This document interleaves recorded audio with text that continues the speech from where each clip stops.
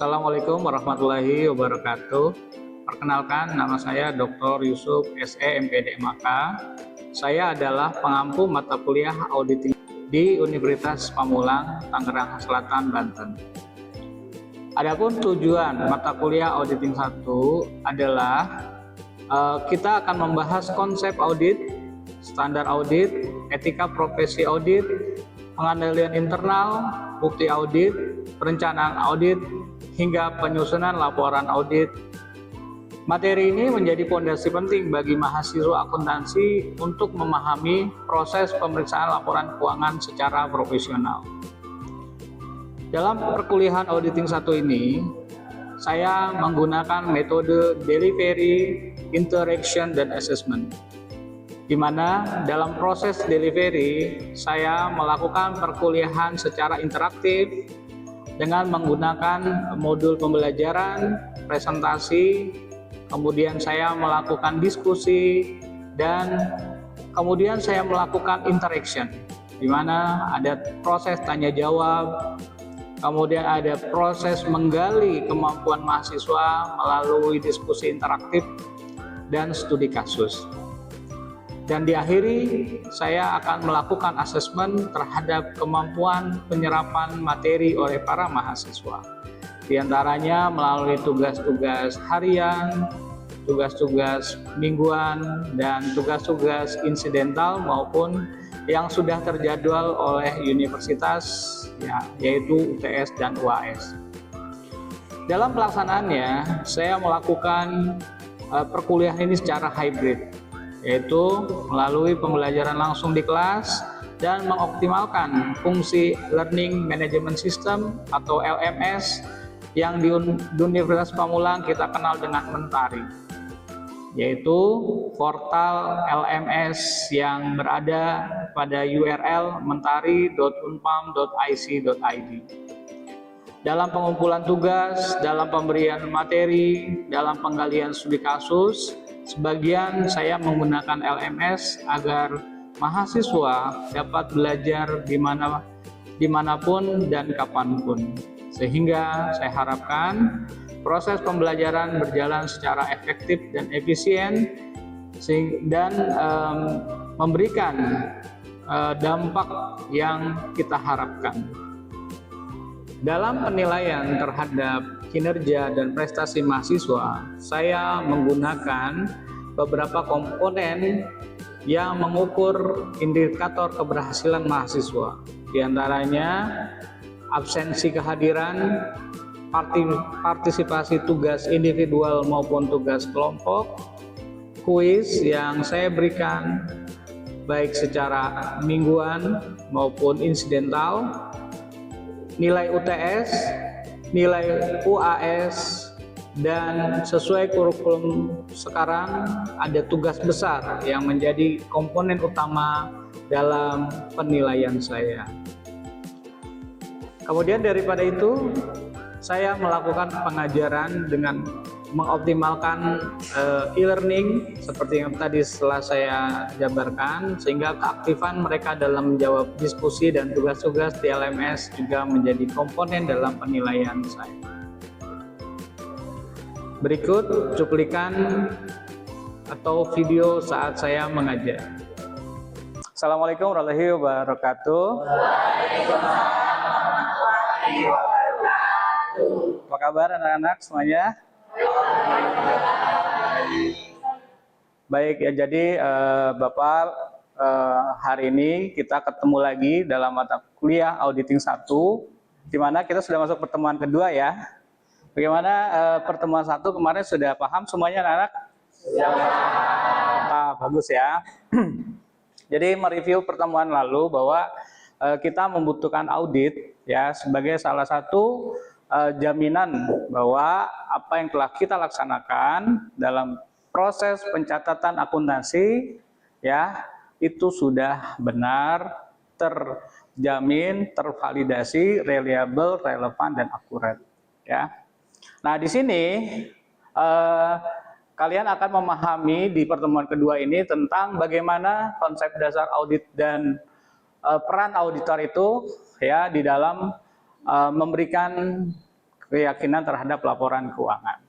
Kemudian yang kedua, tentunya berkaitan dengan etika profesi auditor, ya kita akan membahas itu lebih dalam, terutama ada 10 aturan ya, yang kita sebut sebagai 10 standar GIS yang mencakup standar umum, standar pekerjaan lapangan, dan pelaporan. Dan masih sama ya, kita kemarin ada 3 buku acuan.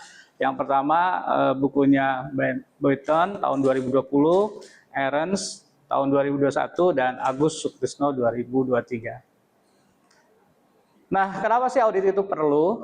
Ya, tentunya kita kan ingin usaha itu ya sustain, berlanjut, menghasilkan laba, ya tidak ada kecurangan, dan bisa efisien, dan kita bisa mengkontrol usaha kita dengan lebih baik, gitu ya.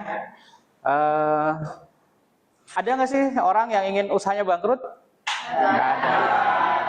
Nah, jadi kita ingin semua usaha itu berlaba besar ya, sesuai hukum ekonomi, yaitu laba semaksimal mungkin dan sustain, berlanjut ya, memiliki going concern. Tentunya kalian bisa melihat berita-berita terakhir ya, bagaimana hasil usaha BUMN Garuda ya. Di sini ada manipulasi. Setiap tahun minta subsidi ya. Ada tuh kemarin beritanya 5,7 triliun minta lagi sama Danantara ya. Karena apa? Karena mengalami kerugian. Nah, hasil auditnya bagaimana? Hasil auditnya juga ternyata ada beberapa kecurangan yang mereka lakukan. Bagaimana kita tahu? Ya, inilah hasil audit ya. Kemudian kita juga dapat berita-berita lainnya, bagaimana misalkan Indofarma dengan Hansen, yaitu ada gorengan-gorengan saham di situ, keterkaitan antara pasar modal dan juga kebijakan CEO-nya.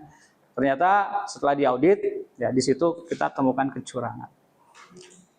Baik, jadi kita bisa tahu bahwa audit itu penting. Jadi ya setelah kita tahu bahwa mengapa perlu audit, dan memang audit itu dibutuhkan, ya, jadi kita butuh audit karena ya kita ini tentunya dalam berbisnis akan berhubungan dengan para stakeholders lainnya. Ya, misalkan di sini misalkan perbankan yang akan memberikan kredit, investor yang akan berinvestasi, ya, supplier akan memberikan pinjaman. Ya, sebenarnya pinjaman ya kalau kita disuplai ya, kan kita membayar secara kredit, ya. Nah, di sini semua itu perlu kepastian, ya. Bank kalau mau memberikan kredit tentunya ingin melihat bahwa benar usaha ini dijalankan dengan sungguh-sungguh serius. Ya, dari mana mereka bisa tahu? Ya, dari hasil laporan audit. Begitu juga supplier dan pihak-pihak lainnya. Sehingga cara-cara untuk memverifikasi informasi, misalkan memverifikasi informasi dilakukan oleh auditor, ya, terutama dalam hal ini konteksnya adalah informasi keuangan, ya, dan aksi-aksi korporasi yang perlu dicatat dan disclosure atau ditransparansikan. Oke, jadi kita kembali lagi mungkin untuk merefresh, saya memberikan lagi apa itu audit ya. Walaupun kemarin kita sudah bicara panjang lebar ya dengan contoh-contoh yang real ya. Oke, coba Maiman, saya mau tanya, ini mahasiswa saya. Maiman gimana? Apa itu audit? Oke, menurut saya audit itu merupakan pengumpulan data dan evaluasi bukti mengenai informasi untuk menemukan dan melaporkan derajat kesesuaian antara informasi tersebut dengan kriteria yang telah ditetapkan. Itu aja Pak menurut saya. Oke, ya. Slide selanjutnya ya, kita tentang profesi auditor ya. Profesi auditor ya, di sini kita melihat bahwa yang mengaudit gitu ya, disebut dengan audit. Profesi auditor ini ada kode etiknya, ya, ada pedomannya dalam berperilaku. Sehingga ya eh, setiap tingkah lakunya ya, setiap tindakannya harus sesuai dengan code of conduct-nya atau pedomannya. Seperti itu ya. Adiknya sudah paham di sini, auditor ya? Ada yang mau nanya? Silakan. Ada Pak saya. Baik. Silakan Rizky. Izin bertanya Pak mengenai materi yang disampaikan. Nah, apa perbedaan antara audit internal dengan auditor independen dalam proses audit? Terima kasih. Ini pertanyaan sangat bagus ya. Ya kalian pasti ya pernah dengar ya. Ini kok auditor eksternal, kok ini auditor internal gitu ya. Ya memang ini secara profesi kita sebut sebagai auditor. Nah, cuma dalam ranah pekerjaannya internal artinya auditor itu berada di dalam sebuah lingkup perusahaan, ya. Ya, dia memang berlaku sebagai pegawai lah atau karyawan ya. Nah, kalau di perusahaan itu ada ya bagian compliance ya, atau kepatuhan. Ya, di situ biasanya ada juga auditor. Ya sebenarnya di setiap perusahaan itu divisinya bisa beda-beda ya. Kalau di negara itu ada auditor internalnya juga, biasanya kita sebut sebagai inspektorat ya, gitu ya. Atau juga bisa dibilang BPK. BPK juga auditor internal juga. Nah kalau di perusahaan ya ada memang divisi audit boleh, atau tadi divisi compliance. Nah kalau auditor eksternal, nah ini yang sering kita dengarkan di slide dan pembelajaran saya. Ya, inilah yang kita sebut sebagai profesi auditor yang sering kita terekam gitu ya, kita kenal ya. Nah, dia atau mereka ini bergabung di dalam sebuah perusahaan namanya kantor akuntan publik. Jadi ada jasa, yaitu jasa melakukan audit. Ya, sebenarnya kantor akuntan publik itu jasanya ada beberapa ya, audit, tapi ada juga jasa konsultasi, ya, jasa atestasi gitu ya, dan jasa audit. Nah, jasa audit ini oleh auditor eksternal. Nah, jika kalian berminat menjadi auditor, ya, selain harus ya tahu bahwa dia memiliki pedoman ya atau tadi patokannya yang jelas. Nah, ini adalah perilaku-perilakunya. Silakan dibaca ya. Pertama, jujur, berintegritas, memegang janji, loyal, memiliki rasa adil ya, fairness ya, pedulian, menghargai orang lain ya, kemudian bertanggung jawab dan selalu berusaha mencapai hasil yang terbaik. Nah, ini adalah sikap-sikap positif. Oh ya, yang terakhir akuntabilitas. Ya, akuntabilitas juga wajib dimiliki profesi auditor. Nah, jadi auditor itu ya hasil pekerjaannya adalah memberikan opini ya, opini. Jadi kita sebut sebagai opini audit. Nah, opini ini ya dilakukan oleh orang yang berpengalaman, ya, yang memiliki pendidikan, memiliki jam terbang yang tinggi di bidang akuntansi ya. Nah, seperti dokter memberikan opini terhadap pasiennya ya. Kamu percaya nggak kalau dokter beropini? Percaya kan? Karena dokter sudah ahlinya. Ahlinya dalam bidang keuangan, akuntansi dan kewajaran sebuah pelaporan keuangan ya auditor. Jadi dia beropini atas dasar ilmuwan dan tentunya opini itu tidak serta-merta hadir ya, tapi dengan proses yang ketat, proses yang harus berdasarkan panduan. Nah, disebut juga sebagai SPAP ya, standar profesional akuntan publik. Kemudian ada support by working paper. Jadi di sini opini auditnya itu berdasarkan bukti-bukti, kita sebut juga evidence. Ya. Nah kemudian kalau kamu pengen tahu di mana opini audit itu, silakan baca ya laporan audit atau audit report. Di mana ada 4 tipe ya. Kita kenal ada 4 tipe laporan audit. Yang pertama ya audit laporan keuangan, audit kepatuhan, ya, audit investigasi dan audit untuk memverifikasi for. Jadi selanjutnya kita bisa next ya. Opini audit ada 4. Yang pertama itu ada opini wajar tentang pengawasannya, opini wajar tentang pengawasannya, opini tidak wajar sama pernyataan tidak memberikan opini. Oke. Ya. Betul sekali jawabannya ya. Jadi opini audit ada 4 ya. Jadi yang pertama itu wajar tanpa pengecualian. Kemudian wajar dengan pengecualian. Yang ketiga Tidak wajar. Yang keempat Tidak memberikan opini atau tidak beropini, disclaimer. Nah, itu adalah opini. Ya, kamu harus pahami ya bahwa opini itu adalah sebuah pendapat. Ya, dengan profesionalismenya, dengan pengalamannya, dengan pendidikannya, seseorang itu memberikan pendapat yang kalau bisa dibilang itu pendapat ilmiah. Ada dasarnya, ada basis keilmuannya. Nah, opini audit ini dituangkan dalam audit report ya. Tentunya ada opini, tapi kan harus juga ada alasannya. Nah, nanti dalam rangkuman yang lebih tebal ya, proksinya kalau bahasa orang akuntansi itu adalah laporan-laporan yang kita bisa baca.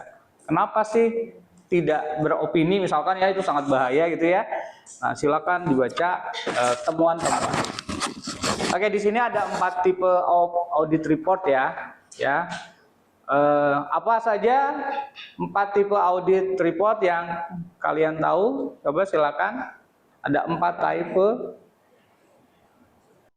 Saya Pak Ya, silakan. Itu ada audit laporan keuangan, audit kepatuhan, audit operasional, sama audit forensik.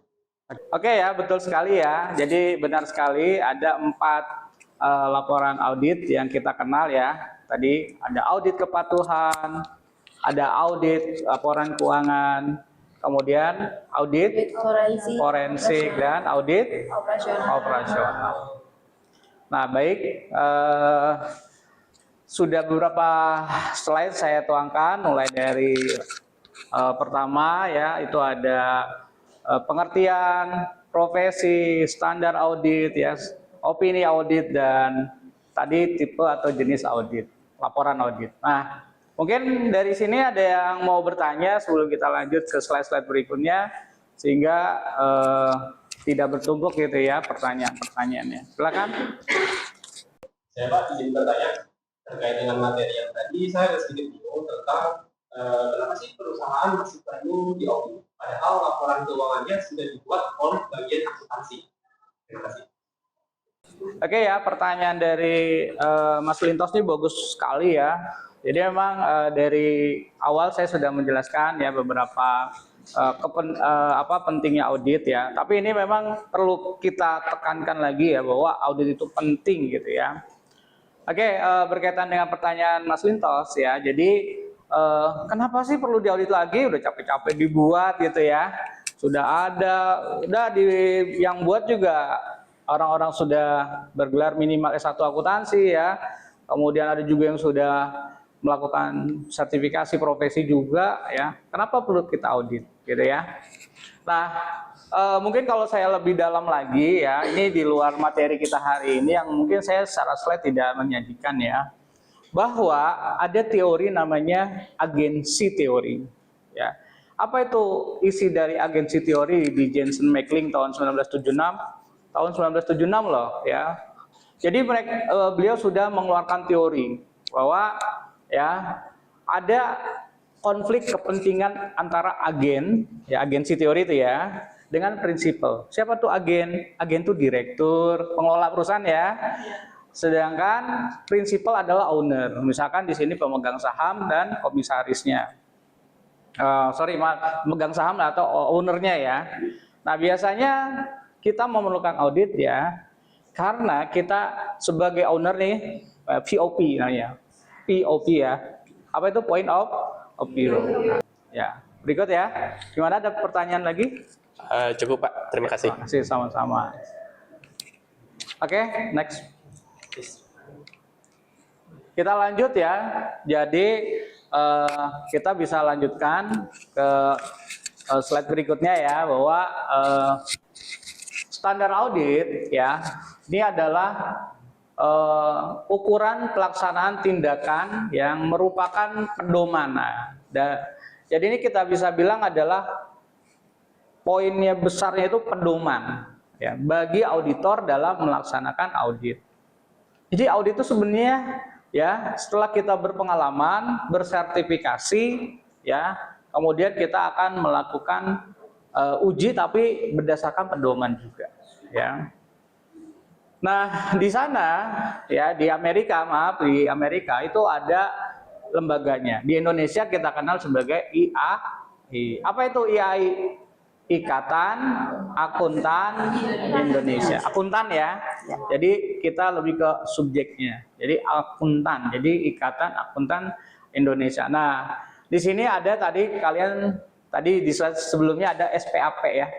Ya, standar audit kita disebut dengan SPAP. Nah, itu. Kemudian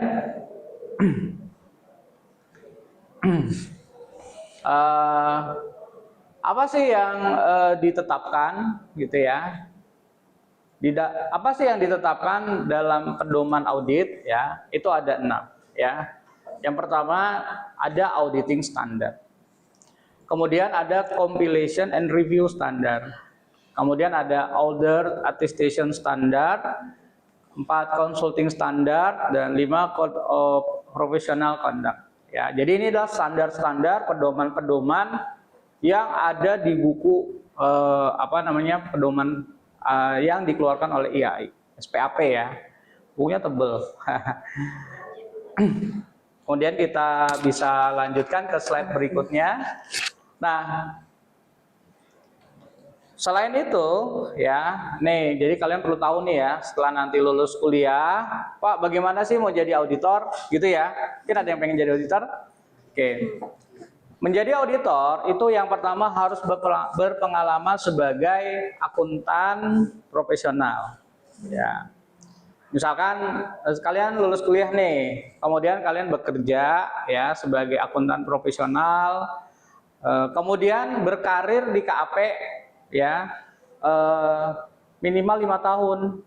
Ya, jadi setelah punya karir di akuntan profesional, atau nggak apa-apa nggak di akuntan. Oke, next ya. Slide selanjutnya adalah pastinya kalian ingin tahu apa sih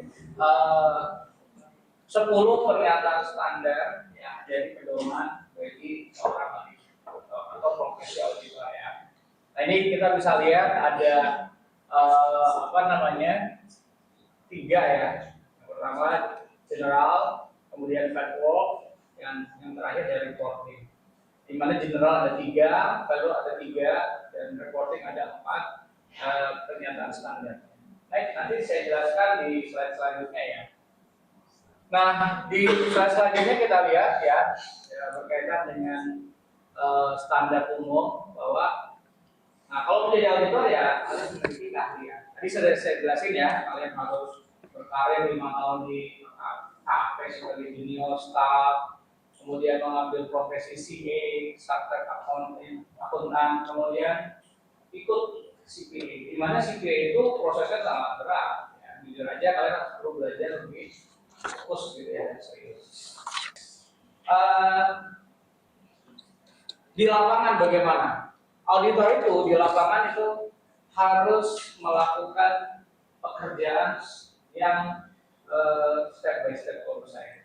Jadi harus rencana dulu, rencananya apa dilaksanakan. Jadi nggak bisa tuh datang mau ngapain ya, nggak bisa. Tapi harus di jauh hari bahkan ya harus direncanakan mau melakukan apa. Kemudian memahami bahwa di lapangan itu ada struktur, ya struktur organisasi, struktur pengendalian internal, ya ada pimpinan, ada staff dan sebagainya. Dan dia harus tahu bahwa dengan mempelajari struktur dia akan bisa menggali informasi dengan sistematis dan efisien. Kemudian yang ketiga, ya di lapangan, ya dia harus bisa melakukan inspeksi. Ya artinya apa? Dengan keberaniannya bisa bertanya, datang dengan tiba-tiba misalkan, kemudian melakukan observasi, mengamati, ya, Jadi dengan jiwa yang bertugas tadi ya, independen, kemudian ditambah juga dengan keberanian untuk bertanya dan melakukan pengamatan dengan detail, confirm ya. Jadi kalau kamu merasa aduh saya sih orangnya kayaknya pemalu deh. Padahal seorang kali harus datang ke lapangan, bertanya, menginvestigasi, walaupun dia seorang petinggi, misalkan dia di cabang tersebut, dia suka. Karena seorang kandidat itu sudah membawa amanah surat tugas yang keluar dari bahkan awil. Jadi slide berikutnya, ya ternyata dari kita hari ini sudah habis ya. Gimana kamu bisa melihat bahwa dari awal sampai akhir pertemuan kita hari ini dapat disimpulkan bahwa audit itu kita perlukan untuk mengurangi gitu ya resiko informasi. Kemudian mendeteksi kecurangan dan meningkatkan kehandalan laporan keuangan. Nah, tadi memang juga disebut bahwa audit itu adalah proses mengumpulkan dan mengevaluasi bukti untuk menilai kesesuaian informasi dengan kriteria yang ditetapkan. Jadi kita ada standar ya, standar. Kemudian kalau menjadi auditor ya kita harus meningkatkan value diri kita. Kita menjadi orang yang kompeten, independen, dan bisa menerapkan pekerjaan secara profesional. Kemudian ingat bahwa profesi audit itu memiliki ikatan terhadap kode etik yang harus berintegritas, jujur, bertanggung jawab, transparan, akuntabel ya seperti itulah. Jadi biasa ya kan kalian sudah hadir dan saya. Nah, jadi ada tugas mingguan nanti seperti biasa tugasnya kalian taruh di LMS ya. Iya Pak. Nah, jadi saya akan cek dan saya akan buka Google Drive-nya di LMS kita.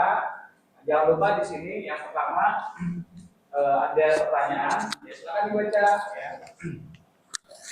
Ada pendapat, ya kemudian ada penjelasan mengenai 10 standar profesi, kewajiban-kewajiban secara hukum dan jika nomor 4 ini saya ingin kalian menganalisis ya, hasil dari audit yang ada di media massa. Silakan kalian memberikan pendapat. Ini tugas mingguan saja ya. Baik Pak. Kemudian ada lagi nanti saya ingin kalian juga, saya dari tadi kan ngomong ya SPAP. Saya ingin memperlihatkan ini yang terakhir. Nah di perpustakaan kita tuh ada buku loh. Udah pernah ke perpustakaan? Udah Pak. Nah, coba kamu lihat ke pojok di perpustakaan kita di lantai 10 itu. Ya, pojok buku akuntansi di situ ada berderet kurang lebih kalau tidak salah ada 3 buku ya. Nah ini buku standar profesional akuntan umum. Nah di sana kalian saya minta untuk melakukan ya ini imunisasi saya ya. Kalau kalian ini sudah pegang gitu ya dan tahu ya berapa tebalnya daripada saya. Terima kasih atas perhatiannya. Jika ada pertanyaan kita bisa ketemu lagi di minggu depan.